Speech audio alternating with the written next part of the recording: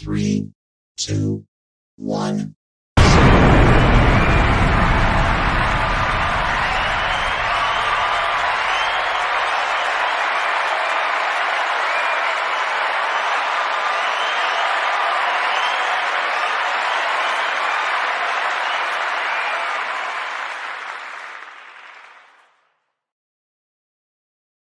Packed session we'll have for you today. Today is November, I believe it's November 7th, 2022. We're just coming out of the COVID. We're still experiencing supply chain issues across the board, but things are kind of freeing up. The elections here in the US are tomorrow, so that's a big deal. Things will settle down, I think, after everyone knows where everyone stands once that happens. And then we'll end the year in either a positive or a negative note. One set of good news is the Philadelphia baseball team lost and Houston won. So that means that we're less than likely to go into a recession, because every time Philadelphia wins, we go into a recession. Each time they win the World Series, that is. So we might have dodged a bullet, but we'll find out. Today, I've got an excellent guest, someone I've known for a while, since the very beginning of MPS. And, that was just after we discovered fire, and typewriters were still out there. There were people still using whiteout, and oh my goodness, fax was still sending paper through the wire, which was crazy. It's impossible for people how to understand, get their heads around how a piece of paper could come through a telephone wire, but they did. And we were able to push through that technological advancement. But my buddy, I consider him a buddy and a colleague. It's West McDonald. Now, quick introduction to those, I'm sure, who in the industry, we all know who West is. He's Canadian. That means he's from Canada. He has a affinity for comic strips. And I shouldn't say that. Graphic novels. I'm sure I'll be corrected on that. Star Wars and the character Wolverine, which is pretty cool. One of my first memories of West, and forgive me, West, for letting everyone know this, but was we were at a conference with cell phones were everywhere, and West was carrying around a telephone console with a coiled wire and everything, but it was connected to his cell phone. So he was using an old school handset with a cell phone. I knew at that point I had to get one of those things just because it was kind of funny and cool. But from then on, I've known Wes for a while, and we're going to talk today about management services. We're going to talk about flat rate and all sorts of good things. Let's bring West in real quick here. Mr. McDonald, are you there? Hello. I certainly am. Greg, how are you? I'm excellent. How's Canada? Well, Canada is really good. We are having like a absolutely record gorgeous fall. For those that don't believe in global warming, man, like we're actually becoming the next Mediterranean. Ooh, so it's like, wow. It is fantastic here right now. Yeah, I saw that. It was I'm down in Fort Myers, so it's 88 and humid today, and there'll be golfers out and all that. But yeah, we're kind of a little jealous down here with all the other snowbirds that it was 70 up near Detroit, and in Wisconsin was in the low 70s, high 60s. Where's the squalls? Where's the blizzards? Where's the I don't know, man. You were talking about football earlier when I was listening to your intro, and watched the Bills yesterday. They lost, unfortunately, but wow, that's how it goes. It wasn't exactly Josh Allen's day, but it made me laugh a bit because usually this time of year we're starting to see some snowfall up this way, and football gets pretty exciting when there's a blizzard. There was 1 year, I can't remember if it was 2 years ago or 3 years ago, they actually had to move one of the games to Detroit because the snowfall was so heavy in the stadium that they couldn't get rid of it all. So they had to actually move their game. Oh, I remember that. That's right. They couldn't remove all the snow. That was wow. Well, we'll see. I know that the Lions, they beat the Pack yesterday. Ooh, there's a lot of upset people in Wisconsin right now. They are great fans when their team is winning. But when they lose, they get mad and upset, and everyone's bummed out for a week or more. And I tell you what, if they lose to Chicago, it's going to be chaos up there. Just absolute the chaos. Bills aren't that way because there were so many years of losing streaks. And give you a little story. You talked about my corded phone that I used to carry on. I love that thing, by the way. Yeah. I got to find another one. But, my wife, when we first started dating, when we were going to move in together, she said, well, on one condition, Sundays for football. I was like, okay. yeah, I'm Canadian, right? You know, we live in the land of hockey, not the NFL. Right. She was a big football fan, Buffalo Bills in particular. So I took her up on that. And the Bills, that was the same year they started going into their dry spell. Mhm. And so every year there was a threat of our marriage ending unless the Bills actually started performing again. So here we are. We just celebrated 21 years and still around. And the Bills are, you know, looking really good. So. Well, good. Yeah. My joke with the Lions is I survived the Jay Leno years, and I was there when Billy Sims and Barry Sanders were in town, and we couldn't do it then.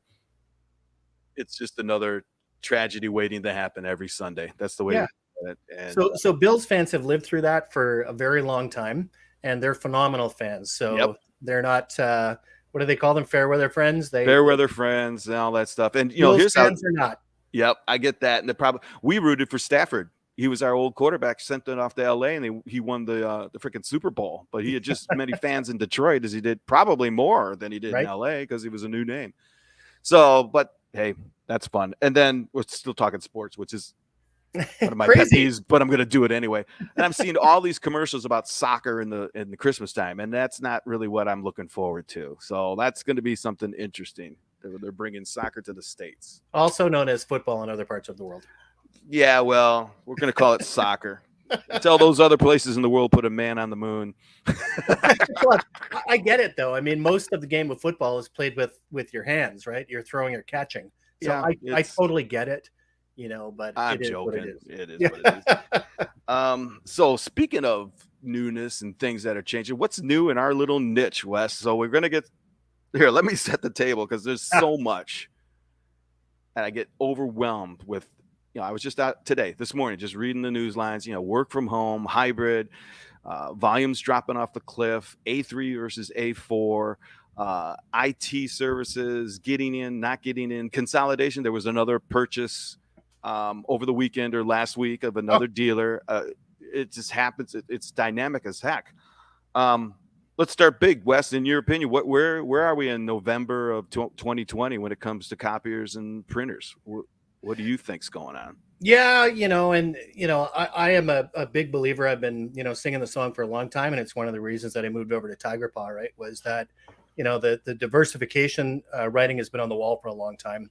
That if we're, you know, simply doing just print services, I remember a few years ago, you know, when I was working at Print Audit, we actually divided dealers into camps, right? So some were the MPS purists, which were gonna, you know, kind of get through the changes by just becoming the best at managed print, right? Then there were those that were doing related workflow services like document management, right? So if it's tightly related to managed print, we'll do it. And then there was the third camp, which were really the outliers, which were those that were going to offer diversified services like cybersecurity or desktop management or, you know, other things, right? That weren't necessarily kind of directly related, if you will, you know, to managed print. And the one thing I would have never predicted then, which certainly I've seen unfold now, is the speed at which they've all become the outliers, right? So the outliers have now become the norm, which is any of them that are looking to grow or starting to do things that 3 years ago they would have said you're crazy, right? So you look, I look at dealers that really inspire me, like Chip Maselli over at what used to be Des Plaines, right, which is now Pulse Technologies. The stuff that they're doing with interior display LED panels, right? Like the ones that connect. It's like the big billboards you see, you know, out at, you know, Times Square, only inside, right? The stuff that they're doing with those, with EV chargers, with their cybersecurity practice and those other things, right? That's where they're growing. Jeff Bendix, another great example, that is all, you know, he's had his best year ever. If you speak with him, he'll tell you he's had his best year ever. And it's not the managed print that's growing. He's pulling that kind of in as, you know, the French fries, if you will, with the hamburger, but it's the security services. So I think, you know, when we're looking at November 2022, diversification is king, right? You got to start looking at being able to provide other services. Now, I'm not saying managed print's dead, and this is where I'll differ with some people, but I think you and I are on the same page, is that it's persistent, right? So although it's not a growth pocket, it's a really good, reliable, high margin stream of revenue if it's done properly, right? Yeah. So I think that's a strong part of the business for a long time to come, but I don't think it's where the growth is happening. Yeah, that's interesting to talk about the death of MPS because, all right, so you and I were both, the death of the copier, and then killing off MPS. We were not fans, but we were proponents of, anything that was, in lieu of walking up to a copier and pushing buttons and selling it like that. So when managed print services came along, however that did come along, it was at its elementary level, it was simply putting printers under contract, right? If you looked at it very simply, it's like there's a whole pool of devices that we don't manage, don't even look at. We just want to look at the copiers and the walk up and the, oh yeah, and now they're connected, so let's work through that. So the definition of managed print services has always been changing, and for I think a long time, within the last 4 or 5 years before COVID, the way I looked at it, MPS was dead. It was gone because we didn't do it the way that, not to say it should be done any specific way, but we stopped at the toner cartridge. Yeah, right? Because we didn't have to. We didn't have to do anymore. Right, and it was always, I mean, talk about an outlier, but to think of MPS as BPO, business process optimization, and okay, now we're speaking Greek to people that don't speak Greek. That means we just worry about what happens before and after the printer. So once you define that component or put that component in the definition of management services, then it never dies. But we concentrated on, we're going to sell MPS and pull hardware through. We're going to sell document management and pull hardware through. We're going to sell connected fax services and pull hardware through. That was the mantra. It was never, we're going to put a solution together, and if it's our hardware, fine. But if it's an existing fleet or we're, not a one for one, that's okay. We're going to get customers and revenue based on service. And that's where I thought MPS was going to go. It never did back then, so we killed it. I killed it. No, I and part of it is I don't think customers cared that much, right? That's the other part of the equation is when you look at the dollar value for what a company is spending on print services, it like pre-pandemic, it was anywhere from $14 to $21 per user per month. Well, what they were spending on their IT infrastructure and the security was anywhere from $160 to $300 a month. Right. So you can see where their priorities were, right? They're saying, okay, we got to take care of this stuff because this is what's really costing us money. This is what's really complicated. This print thing, they're telling me they have managed print. It's interesting. It's definitely a better way to do it than we're doing it today. IT hates it, so let's give it to them. But other than that, they didn't really, it wasn't life-changing for them, right? So I would say that, yes, absolutely. But then we stopped there too. We didn't bring anything new to the table because if you did concentrate on process, even the IT guys weren't doing that. So they may be spending $150 to $300 per end user on their IT services, but no one was helping the company increase the number of checks they print or invoices they process per month. They were still just selling services to help desk and email and all that stuff. So it stopped there. But anyway, and that was an idealistic thing. So it ended up that we couldn't really cross that chasm for the two reasons. We didn't push it and the demand wasn't there. Right. So it just wasn't. And then I think with, obviously with COVID, and again, this is a spinning ball and all sorts of different things flying off of it. But COVID really helped many arguments along. And, as an open question to you, I mean, it's a huge answer, but where do you think we are today? And how has COVID, or as I like to say, the fear of COVID, impacted our niche? Yeah. It's interesting, and because you're part of it, right? But the top 100 group that I lead with, Tiger Paw, we're very fortunate to have a lot of experts in this space, and the one that you just brought to mind was West McDonald over at Nexera, because he shared some of the numbers that happened, right? So when you look at it, like his pre-pandemic numbers, whatever they were, they dropped by over 85% during the pandemic. And they've only come back about 60%. And apparently what we're in now is the post-pandemic, right? So there's this huge chunk of this volume, which is never coming back. And I think what happened is we finally got that slap in the face as an industry where, you mentioned before, we didn't really do much more with managed print because we didn't have to. Margins were good. Customers didn't really expect much.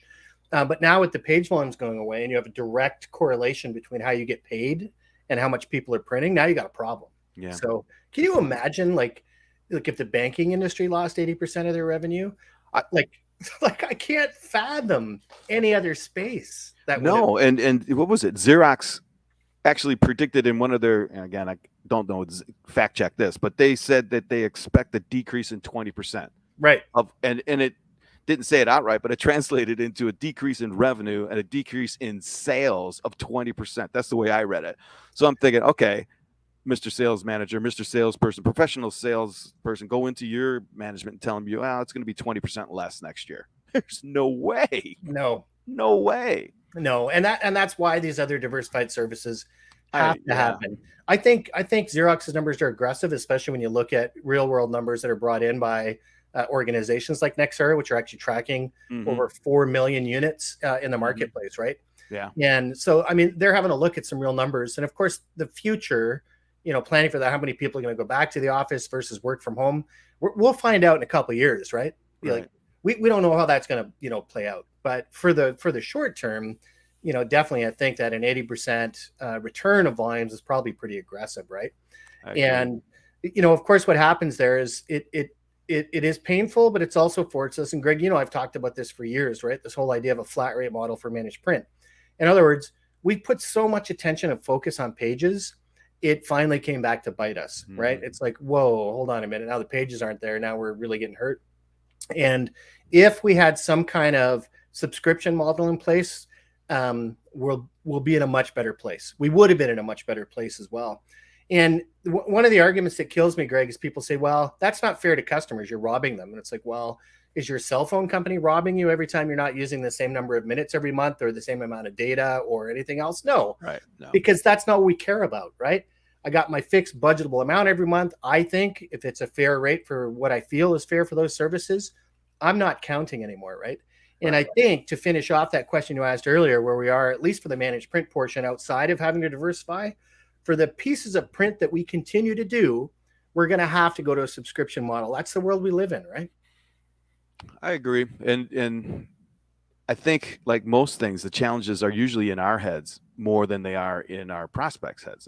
It's uncanny. And so that's so in the last few years, well, since the very beginning, I've been helping both sides of the equation. And I know we're going to swerve into a different subject, but I'm telling you, and you've probably been the same way, is I've been with folks who were trying to sell solutions and sell document, the whole thing, right? Copiers, printers, MPS, IT, business process, how to change the way you guys are doing business or your customers doing business. I've been on that side of the table. Then I've been on the other side of the table where, okay, let's invite Rico and Sharp and Xerox and everyone in and see who's got the best options in terms of, who can define your problems, who can offer better solutions, blah, blah, blah, blah, blah, blah. And to every single copier logo that walked through the door had the same exact talk tracks. And this is as we were starting to get into IT services, right?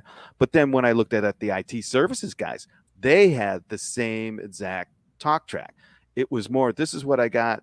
Which one do you need? Right? These are my printers. Which one do you need? We never were able to evolve off of that. And to bring it back to COVID, I think we've got an opportunity to do just that, is to stop concentrating on the hardware and start concentrating more on, and I hate the word, but the solution set, the professional services. And if you're on a subscription, right? If you're proposing subscription, then you neutralize that issue for them.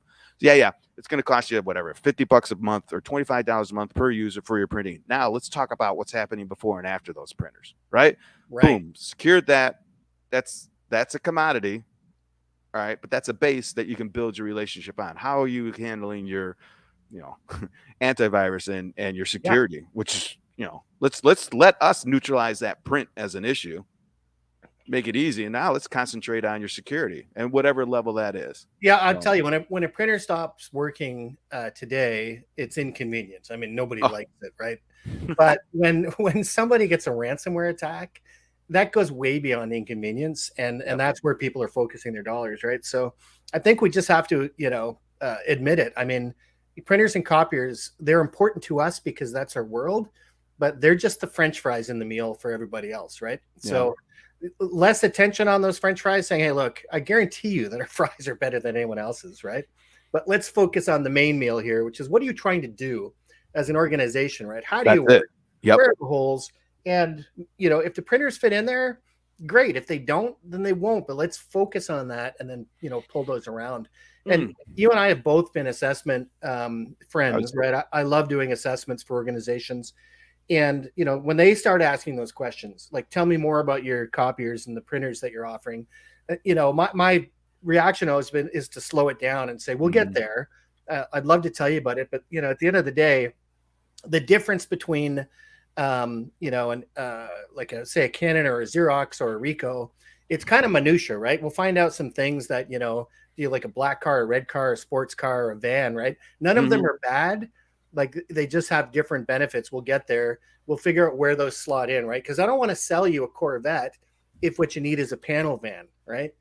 Right. You know what I mean? Like, and that's in how we configure those environments for print and copy. That's what it's all about. Where we put the, you know, the fast cars, where we put the workhorses.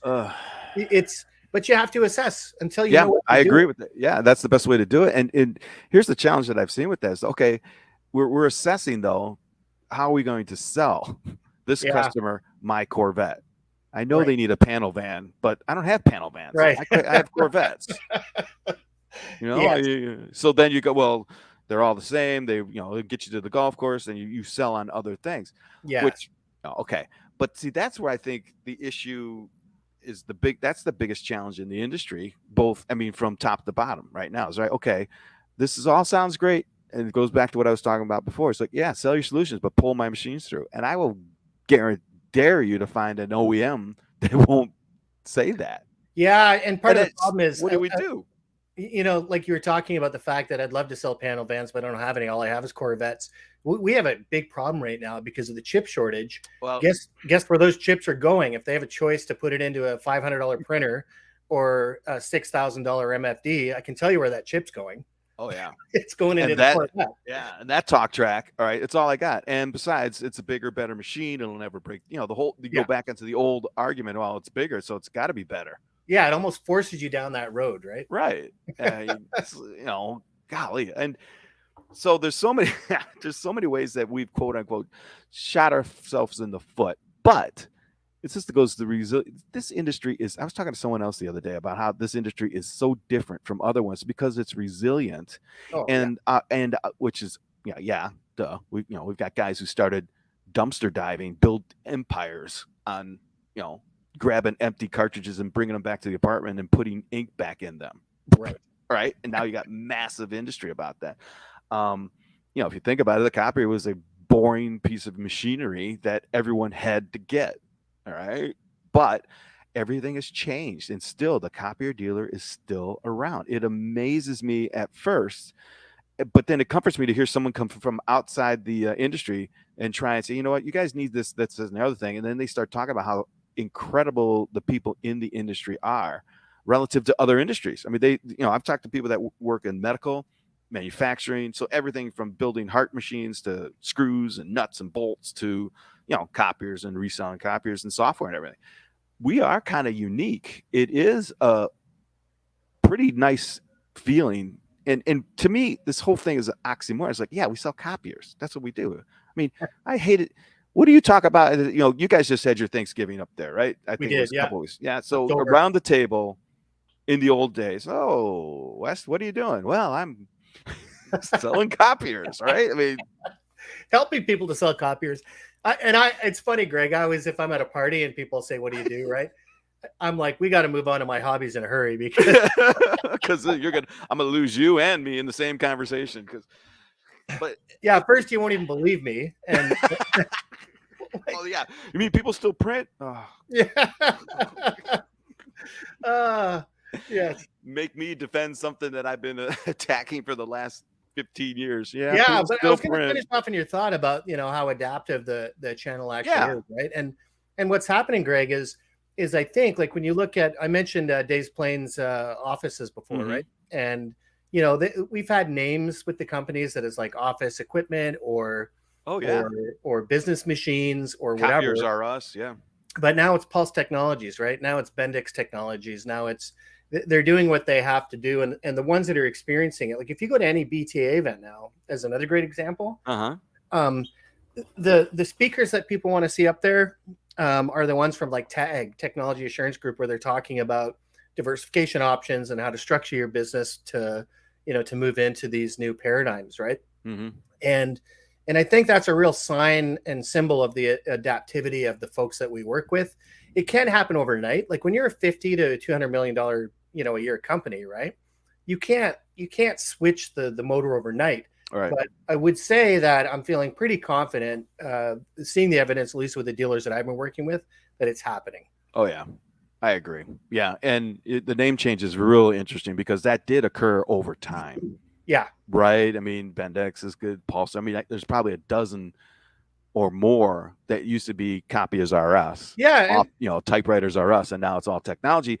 And what I like about that, I'm glad you brought that up, is it really wasn't just at first. It was a change. Remember when they first did it, and I'm generally speaking, and you go out to the website, well, boom, there was a whole listing of all their copiers they sold. Right. Today, if you go to these guys' sites, you've got to dig to find You a do. logo, Yeah. which I'm thinking, this is great. This is like 10 years ago. It should have been, but I understand why it wasn't. But now this is good stuff because that means somebody, at least deep as marketing, understands that the logos are all the same. That's not really what we need to fulfill quotas to maintain our price, all that baloney, but that's not what leads the sale anymore. No. To me, I find that perfect. Now, what happens Yeah. after that? Who knows? But what do Yeah. you think about that? Yeah. What's your... Yeah. I mean, I've seen dealers do it too, right? Another one that I work with, Mike McCurdy, he's also a top 100 member with the Tiger Paw Top 100. And Mhm. he's actually realigned his sales teams so that where they used to have separate quotas for different things, like for MPS or for managed IT or security, they all work together now and share their commission structure, right? So it's a solution-based commission structure. And it's just fascinating when you think about that, because I've never seen that. I mean, that's one of the biggest bugaboos in our space is, being anchored by these old commission structures, right? How people are paid, because we're all motivated by how we're paid, right? Right. So it's really neat to see, and he's not alone, that they're trying these experiments with compensation structures to make sure that they are leading with a customer-centric approach, right? Mm-hmm. And I love to see that again, the logos for the machines or the equipment or anything else, they're brought in after, right? Yeah. If you trust me, like I say this to people all the time, you want me to help you with a car, and how you run your business is that car. Are we really going to spend an hour haggling over who built the carburetor? Because Right. it wasn't GM or Ford. That was built by some of their sub company or whatever, right? So for these pieces of how you operate your business, are we really going to spend that much time worrying about who made that one piece? You're not going to make me switch out the carburetor with one that somebody convinced you is better, even if it is better, because the one that's in there is good enough. I wouldn't put it there otherwise, right? Right. Yeah, that's Anyway. right. Wow. Okay, that's interesting. And so you've worked though in both. You've had experience in the IT realm and in the in the copy realm. Just for now, Sure. and now I'm calling it the office technology. But you've had both sides. It used to be more distinct, the difference between an IT salesperson and let's call it office technology salesperson. Do you still find that to be true? Yeah, I think they're becoming more like, you remember in the old days when things were really complicated and with copiers, we'd go in with like a what do they call them? An SE, solutions. Sure. Yeah, SME. Right? SME. Yeah, subject matter expert. Yes. I was a SME once. Absolutely. And I was one as well as an MPS specialist, right? I would be dragged in. So I think that what's happening now is that for those very specific roles, there are still SMEs that are pulled in when they need to be, right? But the sales professionals themselves, you said it earlier, that it sounds like the pitch that an IT services company has is exactly the same as the next one, right? Right. There's only so many ways you can talk about cybersecurity. There's only ways you can talk about migrating people's servers into the cloud, right? That the sales process, once that's understood, as long as you have the experts that are teamed up behind you, it's the Henry Ford model, right? Mm-hmm. Remember that story? Like, it was a great story where the press was trying to nail him for being an idiot. And they said, we're going to get you. We're going to have an interview and we're going to prove to the world that you're an idiot. And he said, yeah, no problem. Come into the office on Tuesday at 9:00. And when all the reporters showed up, they had a little chit chat and they said, okay, we got to get on with the interview. He said, oh, hold on a minute. And he opened up a door and then these 9 people come in. One of them was his lawyer. One of them was the person that ran his engineering division for the cars and everything else. And they said, hold on a minute. No. We came here to interview you. And he goes, you can't learn anything about me unless you learn about these people because they have the answers, right? Like, and I think that's the direction that it's moving, right? Is that the sales reps themselves, I think, are going to become generalists much faster than we expect. They're just going to pull in those people, those subject matter experts for each of those areas, right? Because you can't know it all, but the customer still wants one throat to choke. So if they say, what can you do for me for security and alarm? I'm actually going to a conference next week in New York City, ISC East, which is a big, alarm and security conference. It's amazing.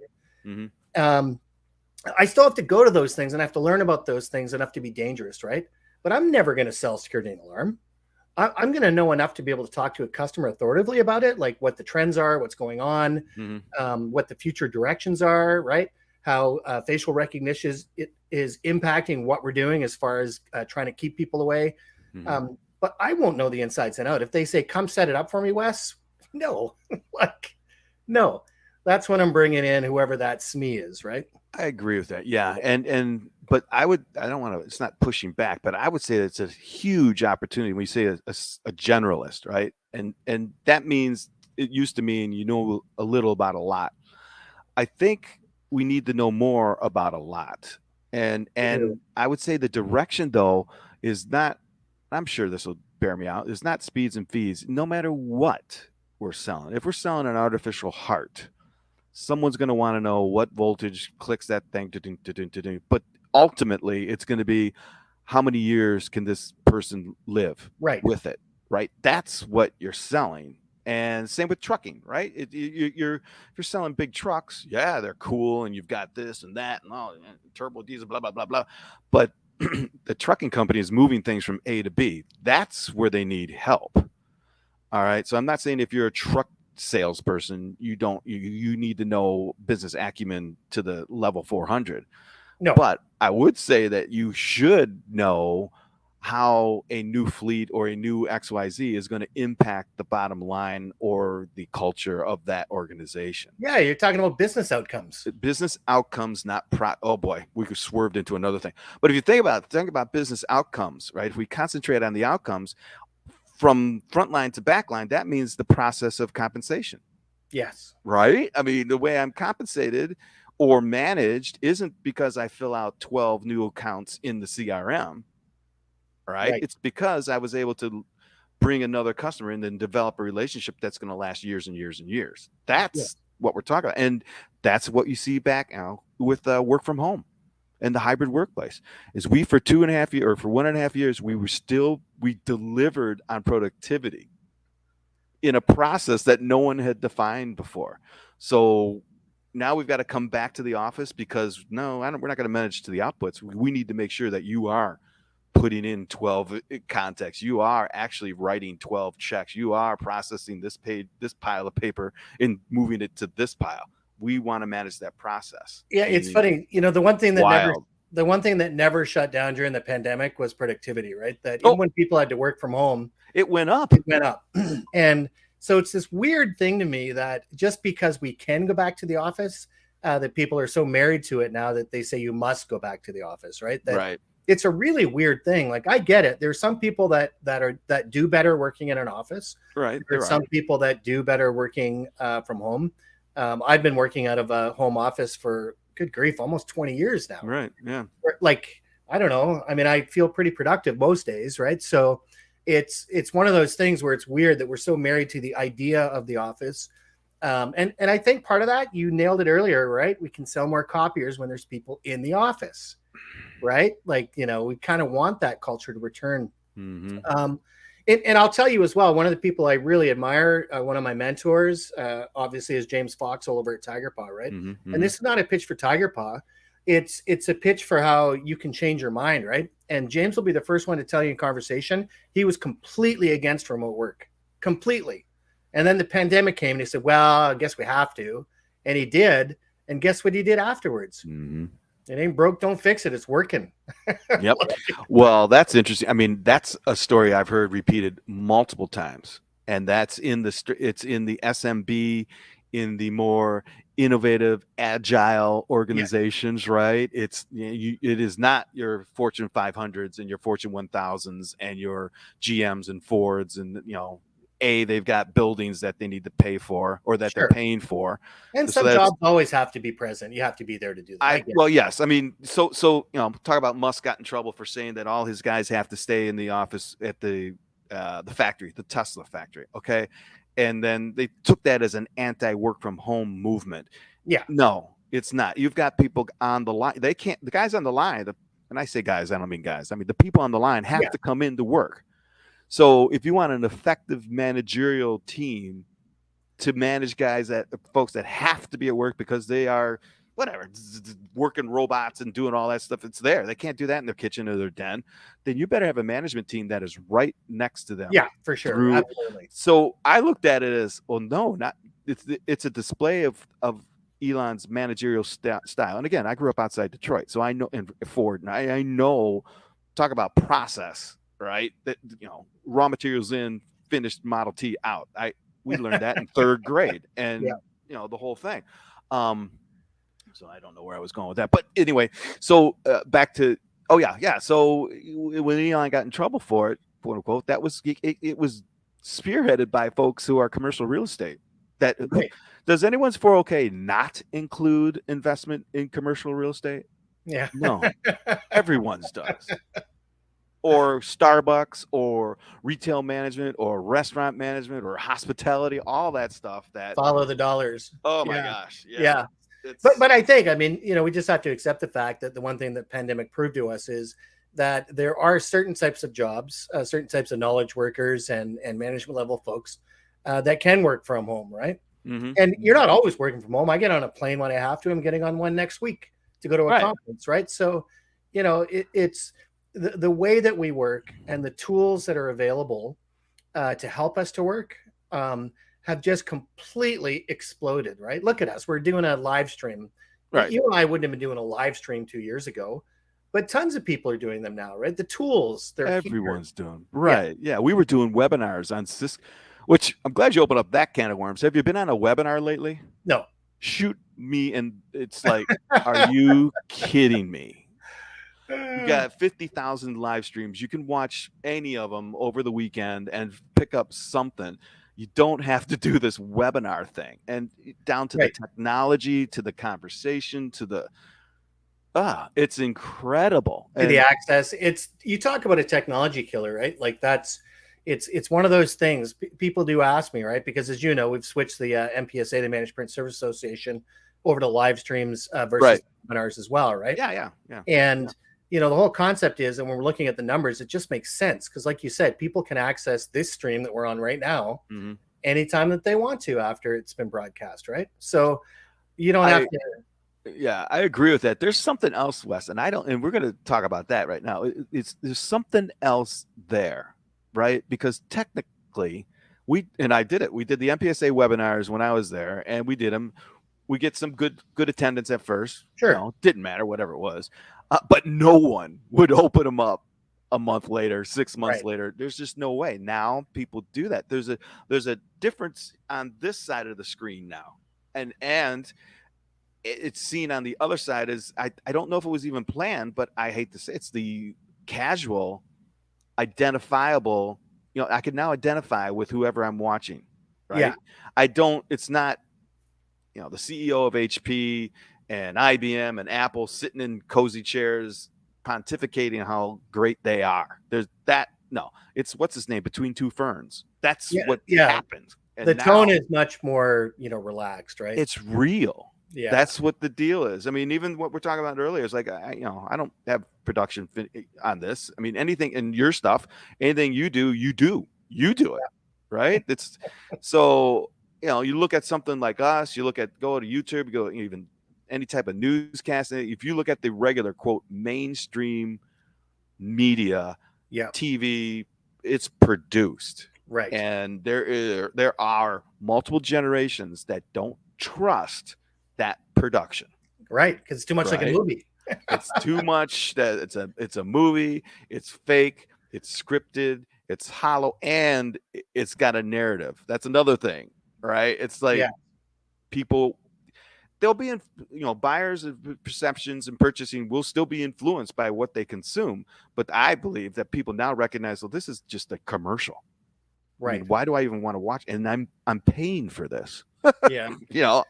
But So when you have people that get together and talk like this content that you get and the expertise in the back and forth, it's so refreshing, right? That it is, I will say, definitely it's less structured. And I will say that it has more warts. It has more, faults and everything else. But I think that realism and that realization by people saying, yeah, I get it. They have expertise in certain areas. I've learned a few things today, but they're also people. That's someone I can engage with, right? That I think is one of the biggest things to come out of this. We look at, how social media works and all of these tools. This is one of the good sides of that equation, right? Yeah, absolutely. And that's one of the big red flags about working remote. Well, we need face-to-face communication. Well, yeah, I get that, but we're doing it right now. Yeah. It's like, I will say this, you and I have had more conversations in the last year than we've had in the last 10 years combined. I could say that, absolutely. And that could go multiple all over the place. I've talked to people, good point. Yes. Right. And all over the world. Yes. Even back before COVID, we never, occasionally, yes. And it was all business, but now it's the same tone. People, I got a guy from Portugal and a dude down in Dallas and all over the place. And it's no big deal. No, it's kind of normal. funny. It's normal. Yeah. And then like what you said about, going to events now. My contention is this remote office, this remote, whatever you want to call it, presence, it only enhances the face-to-face and makes it more important. And you see a whiplash when people say, well, you got to come in the office Monday, Wednesday, and Friday. And people get in the office and, well, this meeting could have been an email. People are thinking that way. It's like, I don't need to be here to sit in my cube on a computer that it could be in the kitchen. This is that, in that meeting we went into at 8:00 on a Friday morning, useless. And people are recognizing it and going, no, I don't need it then. I don't need it now. So there's this whole contention that stirs and things. But let's talk about media, because, and let's talk about the managed print services media, if there is such a thing, which there kind of is. But so, because I had Patricia and Amy on a couple weeks back, we talked about, they're the Imaging Channel publisher and Workflow, 2 magazines, print magazines. Yep. That they still print and people still pick up and read. This is like, really? Yeah, that's their channel, though. You look at the demographics, they want that. I just ordered a print subscription for a news magazine. I know. Really? I'm that demographic. Yes. That's okay. I mean, okay, that's cool. Because I just renewed a bunch of digitals last week. It's like, okay. And interesting. All right. Yeah, I'm mostly digital. I got it. Yeah. But for certain things, I would say that like our demographic, especially in the Off Squidman channel, right? It's, I hate to say it, we're not the most diversified, group of people. It's, basically older, males that are 60 to 65. And guess what? They like printed materials. Yeah. Yeah. Well, right. I gotcha. Yeah. But let's talk. So when you got in, let's see, when I started writing Death of the Copy, it was me, it was Art, there was someone else and somebody else doing a blog. And I mean, the blog back then was Today for breakfast I had an omelet. Yeah. Yeah. It ended up being a journal, which was cool, right? And it was only for whoever wrote the blog was the one who was reading the blog back then, right? And even bloggers were, well, you blog, you don't write. Well, yeah. It's like a subset.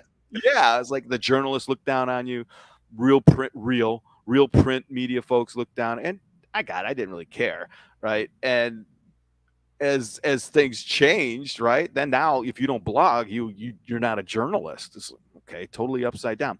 So, give me your impressions of the quote unquote copier industry media, its influence on both the industry and buyers.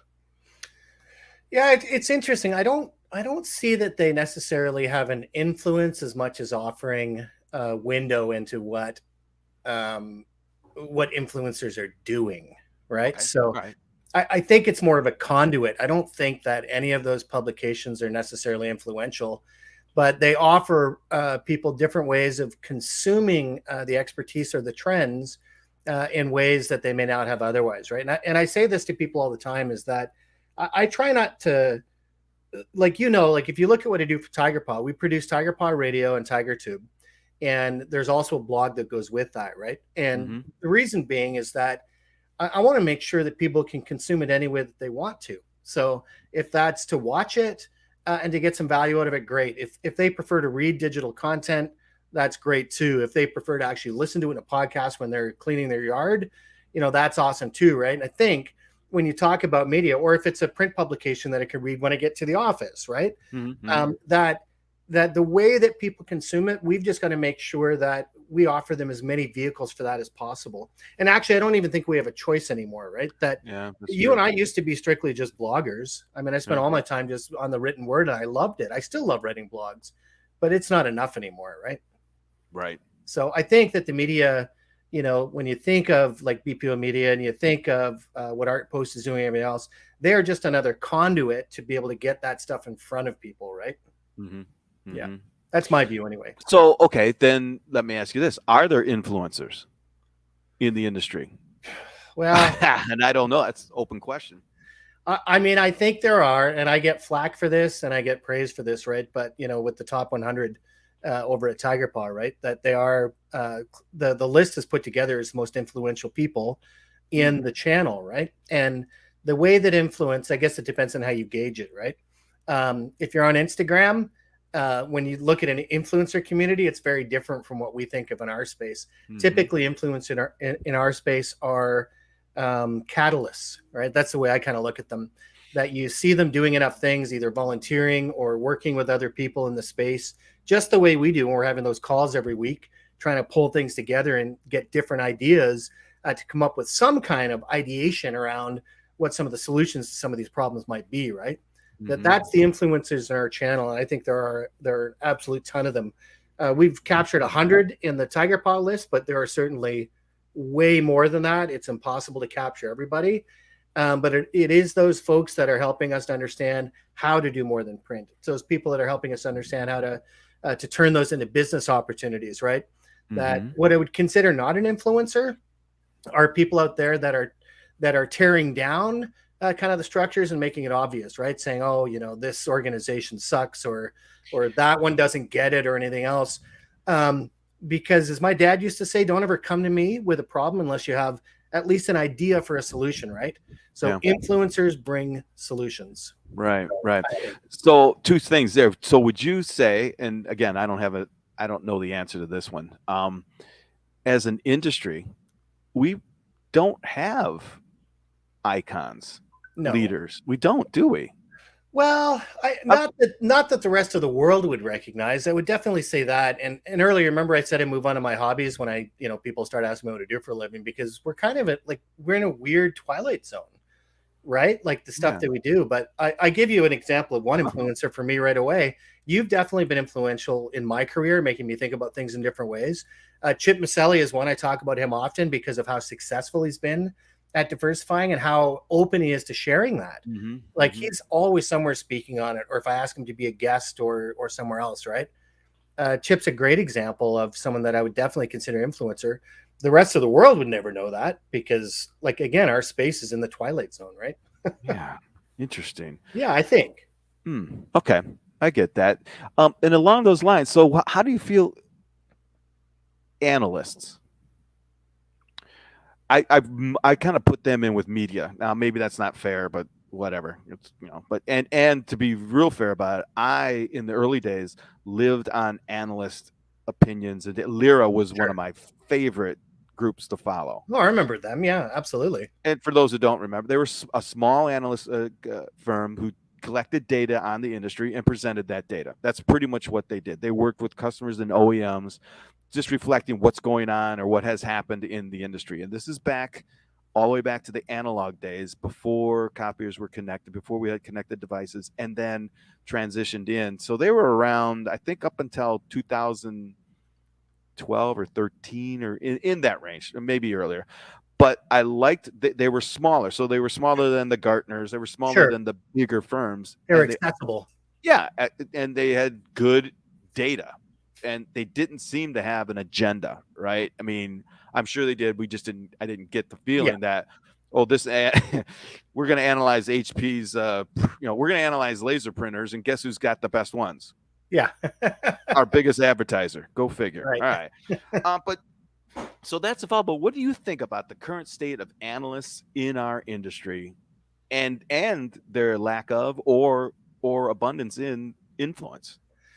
Yeah, I do know that it's still the biggest events that we get registrations for at the MPSA are when we do have an analyst in, right? So if it's Jay McBain over at Forrester, if it's Robert Palmer, IDC, or if it's just trying to think of some of the other ones. Well, Luella. Luella Fernandez at Q Circa. If it's the folks over at Keypoint Intelligence, we always get very strong attendance for those events because people care about the numbers. And, the uncertain times we live in, people need those numbers to try and guess less and make better decisions based on data, right? Mm-hmm. So I think in that sense they're good because with an organization like the MPSA, which is volunteer based, they do that for free for us, right? And some of them don't do it for us actually, right? So, because we don't pay for it. But for the ones that do, I think there is a lot of value in the data that they provide, that it is structured to help dealers make better decisions. But as you mentioned, the biggest problem always with, analysts and firms that make money off their data is that it's often hard for people like you and I to get access to that data to make meaningful decisions, right? Right. You know what I mean? Like, unless you're paying a big, big money report, if Gartner will give you a peek at the magic quadrant, but if you want the full details, that's a $10,000 report or a $5,000 report. I get it. Yeah. And that data is valuable. They have to make money somehow. But I think for folks out there, and the reason I bring the MPSA up as an example, that there are ways to get meaningful extractions of that data through organizations like that. And I'm sure there's a ton of them in other industries as well for folks that are watching that are not in our channel, right? Mm-hmm. Look for those because those are solid gold. Right. Interesting. So, okay. I was going to ask you about I'm not going to ask you about it. I was going to ask you about the pay to play theory. And, well, you know what? Yeah, I will ask about it. So we just got done with the MPSA awards. Yeah. All right. Now, I could tell you, and by you, I mean anyone who's watching this, that process is laborious. It is not easy. And I mean to judge, let alone enter. Right. Entry is not something that you just check some boxes. And it's a mini business plan. It is a mini. Sometimes it's not so mini. Yeah. I know, because we got to go as judges. We have to go through that. And I've always liked the MPSA awards because of we were talking about process, because of that process. And we've been since day one. I know we did it this time. You did it this time, Wes. Is that if I work for Tiger Paw and Tiger Paw is submitting, I don't judge. I cannot be on that panel. Whatever it is, right? And everyone says, "Well, duh." Well, yeah, but there's a meaning there, right? And also, we're a non-prof, so yes, we're going to judge our members, right? Of course we are, because that's who that's part of the environment. So faulting us for not judging folks that aren't in the MPSA is not our mission.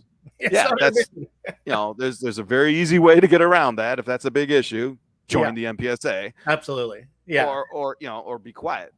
That's what I'm always surprised by that one, that when people say, if you're going to have these awards, it should be for the entire industry. And it's like, no, this volunteer organization is built for members, just like the BTA is, just like other, organizations are, right? That, the primary role of any organization is to benefit the membership. So these awards have, for the last 10 years have been built for the membership, right? Right. Now it's, what we did do to make it, to open it up a bit, and this is where people, when they talk about the pay to play and it gets a little confusing, is we said anyone can enter, but they have to be a member just like everybody else to be able to enjoy the award, right? And that's still nothing. So you can submit for the award. You don't have to be like a member to do that if you want to go through that process, right? But you do have to be a member. But this is not like what's the word? Pay to play, where we're going to say there's 5 awards, and those 5 people that pay us are going to be named the 5 best. Oh, yeah. Like, No. just to be clear, people, this is still a laborious and arduous thing. And yes, in life, we have to pay for things, right? In the business world, we all have to put in, some money to keep the engine rolling. And I don't feel any guilt whatsoever for stating that. No. And as a matter of fact, I would say that the results of the MPSA awards, because of that process, actually the results benefit the industry. Absolutely. The results. Sure they do. And that's yes, absolutely. And I would say if you're clever enough, you could use the results, even if you didn't win, to promote your your MPS program. There are ways but to utilize this content. All right. And well, and those kind of things allow us, membership always allows us to do things that are given to the world, right, Greg? So if you look at the podcasts that we do and the live stream recordings and all of those things, those are all publicly accessible and enjoyed, things, right? So those are all out there. And I just think people have to be very careful when they're looking at organizations and what the role of organizations is to help lift up the industry. And that only comes with members helping members, right? You have to have some kind of structure in there to be able to pay the bills. You have to have some kind of way to do those things.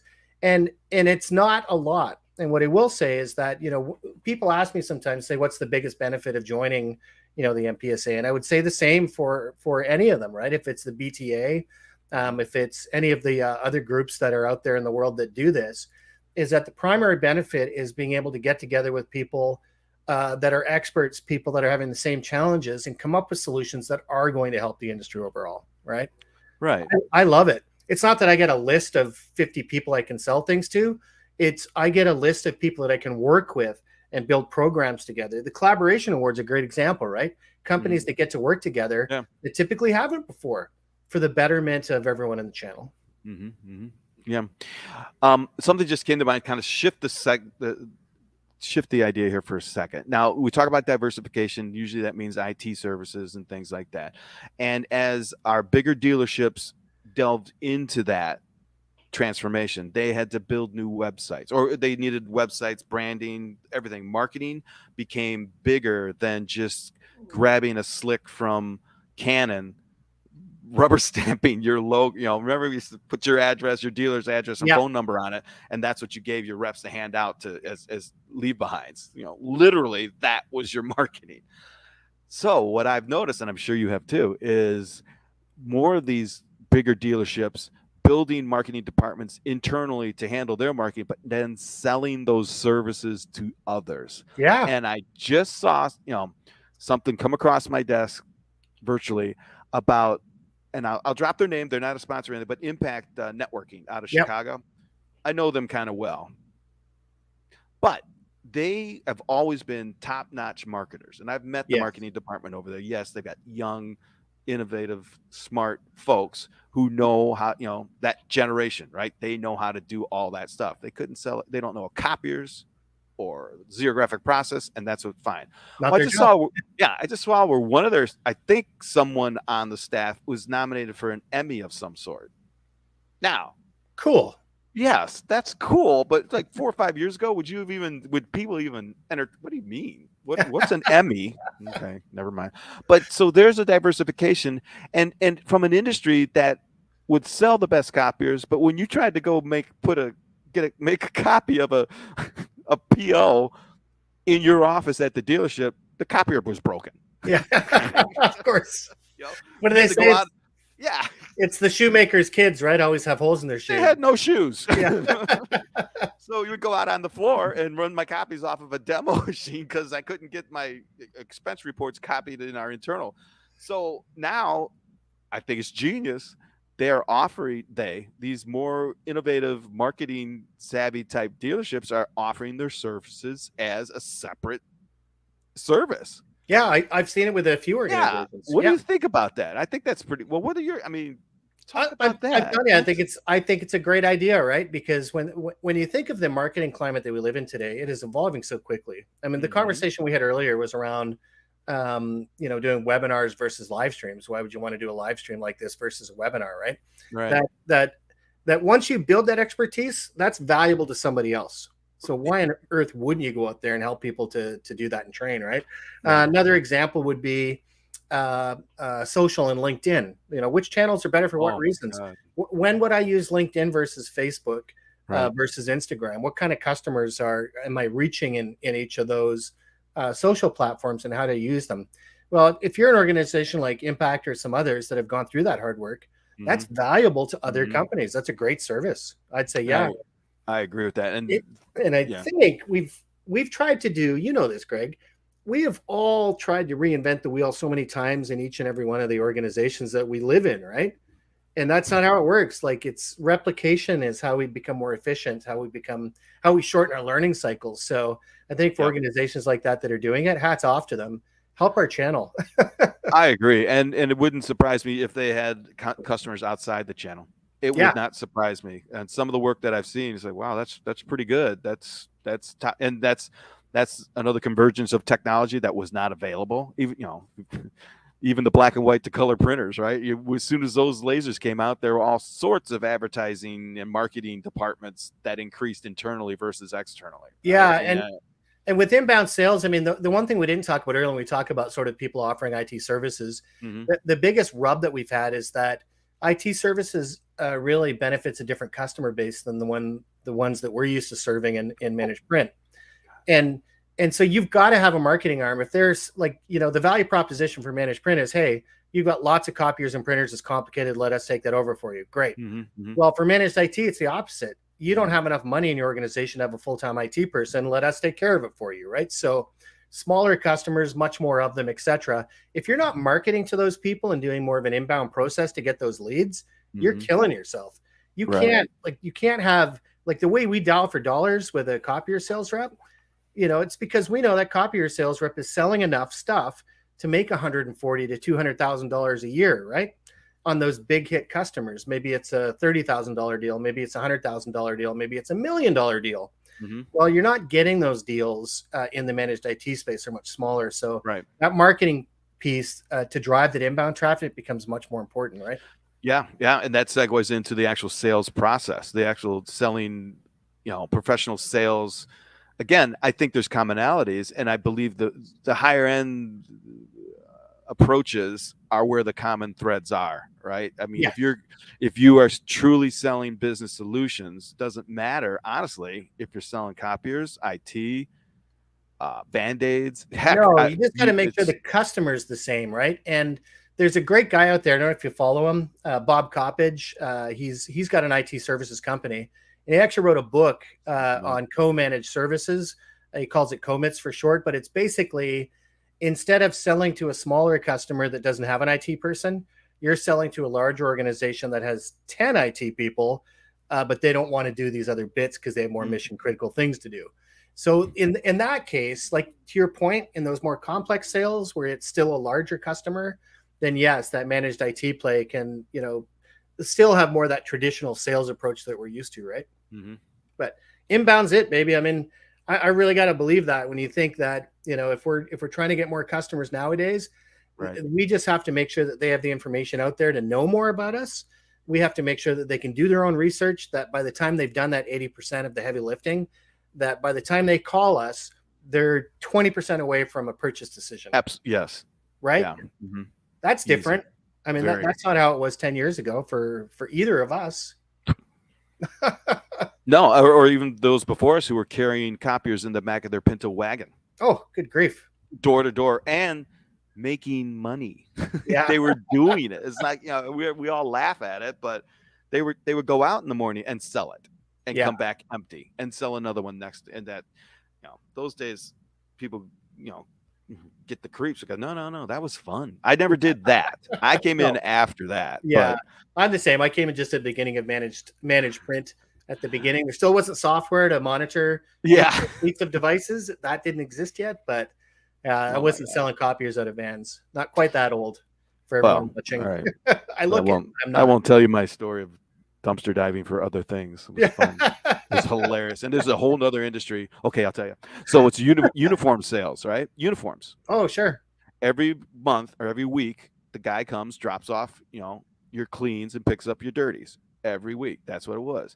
Well, that type of transaction was very similar to the protection racket back in the olden days. Not that there was such a thing, but folks needed reasons to stop into these businesses each week and pick up money to Right. make sure that the fire department was around, or that no one broke in, or whatever it was. And that's where the industry came out of that. So we, decades later, right, it's no longer that way when I was in on it, but there were some things that lingered. You talk about evergreen Right. contracts. I've seen contracts that were 10 years long. It's like, and the uniforms were 10 years old. But anyway, so Man. this is back when we were having fun, because you could actually knock on doors. This is before 9/11. There were receptionists. There weren't, bulletproof glass and things like that. You could actually walk in the back door of businesses and talk to people, and they would say, "Oh yeah, you got to talk to the owner. He's over there. He come." It was just a whole nother world, right? So we would follow our competitors' trucks and wait until the guy came in, dropped off the uniforms, and left, because we knew that the industry is terrible at tracking uniforms. Everyone lost uniforms at least once or twice. So we'd come in like we didn't know. Hey, how's it going? Yeah, we've got this whole system that tracks your uniform, so you never lose a shirt. You never get it. You're kidding. You'd hear a guy in the background going, "Are you kidding me? I got my goddamn pants for the third time in a row. Get in here." Oh, how interesting. That was one thing. And then we would go to their warehouse at night and go into their dumpsters. And we would find old contracts, phone listings on green bar paper, client lists. Man. I know. Can you believe it? And I can.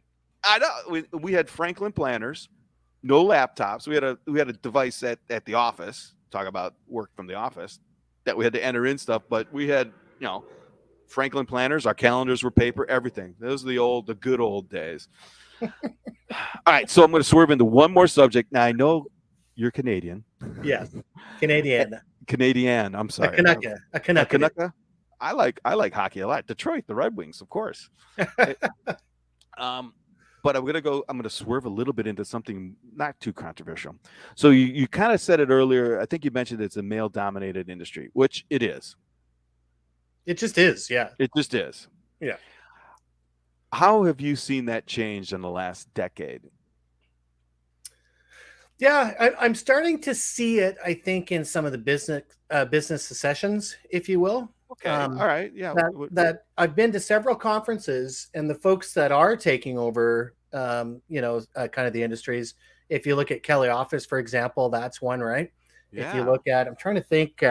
Oh yeah. Oh, good grief! I just did an interview or set up an interview with another lady who's taking over another dealership. So I'm starting to see much more of that. So it is, I think, with the younger generation, at least the ones that are taking over, it's becoming more diverse.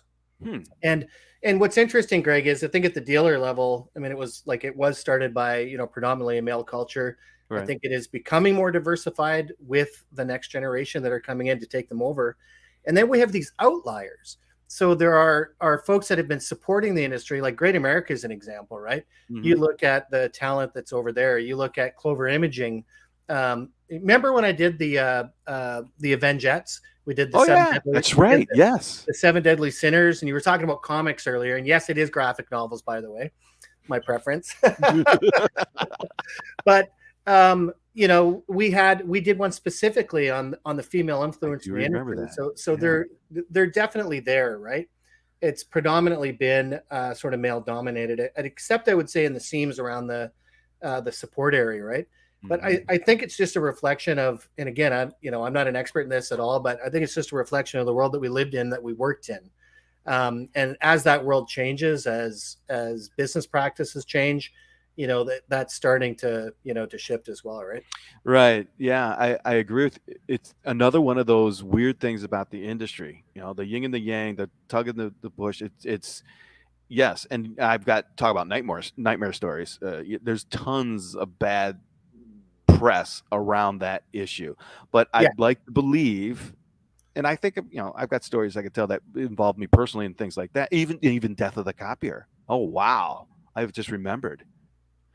So, so it's just interesting to me. I'm asking more and more people that, and also I'm kicking around the idea. I haven't announced it. It's not an idea. It's a real thing. Is where I'm going to pull in. I'm going to make this a subject for the Greg Walters show, and we're going to bring in. And I want to knock down drag out about it. I want to bring it in and talk about it and hammer it through. I mean, this because you're. I forgot about that issue with the 7. I forget what you call them. What do you, the Yeah, event, the 7 Deadly Sinners, and then the Avengettes. the Avengettes. Yeah. That took place before the whole Me Too thing, before a lot of stuff. Absolutely, yeah. And in today's current, I mean, it's still a big issue. It is a big issue. It always will be. But I wanted to get to, yeah, you're right. So things are changing, and They are, and I'm happy to see that. Like I'm too, yeah. When I see the, especially like I said with the succession planning and stuff, that I think part of it, Greg, too, is that like we live in kind of, I fell into the Office Equipment Channel accidentally, right? Oh, no, I grew up, I wanted to sell copiers. Oh, yeah. 3rd grade. That was your thing, eh? Yeah. I think, I think that's part of the problem, is that we're in kind of a place that you fall into accidentally. Mm-hmm. And I think that a lot of folks that have chosen other career paths and done other things have done the things they've wanted to do, which probably aren't in our channel. Right. So I'm not sure if that has something to do with it. But again, I think that when you look at the Avengettes, when you look at, another great example, when I think of Trisha Judge, nobody's done more for that's true, kind of the compatible and making sure, that there's the ability, for industry to exist in the first place than she has. Right. So, if it's Jenny Fisher, if it's Tanya Stone, if it's Amy Weiss, if it's Amy, Patricia, Susan, those are the first 3 that come to mind. Like I said, they've traditionally been, like the support, like people like us, which aren't necessarily dealers, but that are supporting the dealers, right? I mean, that's what you and I do. We're support mechanisms for this channel. And I think that we see much stronger, diversified influence in that support channel than we do in the actual, dealer thing, right? So yeah, interesting. I don't know. I'm not an expert, but that's kind of what I see. I don't think I would never want to be an expert in that, and that's a whole nother subject matter we're not going to get into. But I don't believe in experts anymore. Yeah, I don't. Agreed. Cheers to that. Yeah, I don't know where to go with that, but yeah. Well, Wes, I'm going to let you. We're going to close it up here. I appreciate that. I really appreciate the time. I know your schedule is like tight, just like everyone else's. But it's been a ton of fun being on the other side of the microphone, and I always enjoy conversation with you. Oh, I dig it. These conversations are the ones that we have at the show, but after the show. Right, where things actually happen. That's when the good stuff. We've said that for years. It's like, I saw it, sat in on it. Oh my gosh, it was CompTIA, which was great content, right? CompTIA, and at 1:30 they brought out the booze. That's right. I'm in. It's like, wow, that's weird. And their content was great, but God, the days are grueling. I don't care if I'm excited to be there for 8 hours. That means everyone's brain cycles are just moving. And it's like, all you want to do is just go to a dark place and just get a drink and just relax, whether it's a soda pop or whatever. But then you walk in and then everyone's there. Yes. Boom. Then it just goes even more. So ding, ding, ding, ding. And then you add in some adult beverages, and we've solved the world's problems 50 different times. Oh, I'm telling you, and that's what, another thing, like you tie that to the live stream, right? Like this is that event. This is that activity. And that's one of the things that I love about the T100 calls that we do every week, right? When we have a bunch of people in there, it is that after event, right? Mm-hmm. And that's where a lot of the, at least for me, that's how my juices get going when I start to see connections, when threads come together, right? It's, I think partly because it's less structured and there's more freedom for, what do they call it? Free association? Is that even the right way to look at it? It's organic. Yeah. It's organic. And you have a choice to either communicate with that person or not. Yeah, that's the other thing. It's like, I'm going to steer away from this. You get to choose. You get to choose, and then your whole conversation was organic, which, like yours, our live streams are like that. I really, geez, Wes, I had a bourbon and business live stream. It went 2 hours and 59 minutes. Yeah, that's so cool. I want to do it again, but anyway. All right, sir. Hey, I'm going to let you go. Thanks a lot, Wes. Appreciate it. And give us your email. Let's put it on. How would people get in touch with you? Yeah, sure. You can, there's 2 easy ways to reach me. You can reach me at Wolverine, like the chops, at tigerpaw.com. And yeah, you can access me there anytime you want. Of course, you can find me on LinkedIn. And if you want to find me on YouTube, just look up West Wonders. West Wonders on YouTube. Okay, Wes, thank you very much. And thanks for everyone taking a view at this. Sell something tomorrow. And we've got another show coming up at the end of this week and then week after. So look forward to that. Thanks, Wes. Talk to you soon. Thanks, everybody.